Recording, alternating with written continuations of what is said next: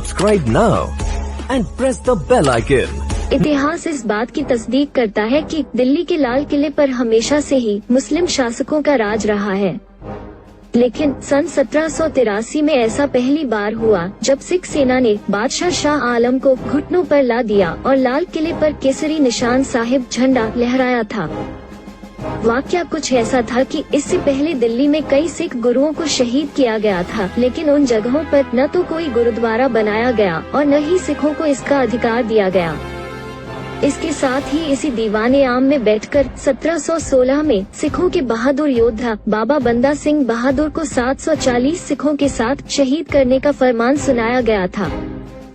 इस सब को देखते हुए बाबा बघेल सिंह की अगुवाई में जत्थेदार जस्सा सिंह आहलवालिया और जत्थेदार जस्सा सिंह रामगढ़िया ने मुगलों पर आक्रमण कर दिया। इसमें जत्थेदार जस्सा सिंह आहलवालिया की बेहद अहम भूमिका रही और उनकी वीरता व बहादुरी को देखते हुए दीवाने आम में उन्हें सुल्तान उल कौम की उपाधि दी गई। सिख सेना की दिल्ली में होने की खबर सुनकर बादशाह शाह आलम घबरा गया और उसने मिर्जा शिकोह के नेतृत्व में मेहताबपुर किले पर सिख सेना को रोकने की कोशिश की। हालांकि वहां पर पराजित होकर वो भाग गया और लाल किले में जाकर छिप गया। उसके बाद 9 मार्च को फजल अली खां ने भी सिखों को रोकने का असफल प्रयास किया। इसके बाद वाहे गुरु जी का खालसा वाहे गुरु जी की फतह के उद्घोष के साथ सिख सेना लाल किले की ओर बढ़ी और दूसरी तरफ अजमेरी गेट पर तैनात सिख सेना ने शहर पर आक्रमण कर दिया।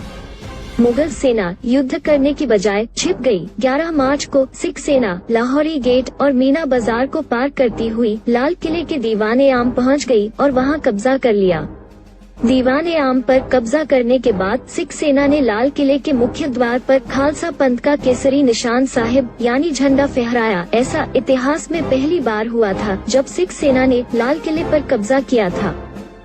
यहाँ पर एक और बात देखने वाली है कि सिखों ने कब्जा करके भी दिल्ली पर कब्जा न किया। कहते हैं कि जब शाह आलम ने देखा कि सिखों ने दीवाने आम पर कब्जा कर लिया है तो वो अपने वकील रामदयाल और बेगम समरू के साथ अपने जीवन की भीख मांगने लगा। सिखों ने कुछ शर्तों पर उसे छोड़ दिया। वो शर्त थी कि वो सभी स्थान जहां गुरु साहिबान के चरण पड़े, जहां गुरु तेग बहादुर साहिब को शहीद किया गया और माता सुंदरी व माता साहिब कौर जी के निवास स्थानों का अधिकार सिखों को दिया जाए।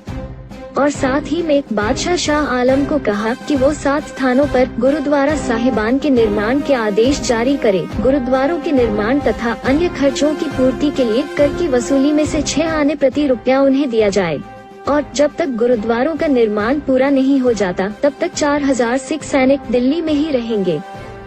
तो यह था आज का इतिहास। सिखों को कोई तखत या राज की भूख नहीं थी, वो तो जुल्म के खिलाफ लड़ते थे और लड़ते रहेंगे। धन्यवाद। वाहे गुरु जी का खालसा वाहे गुरु जी की फतेह।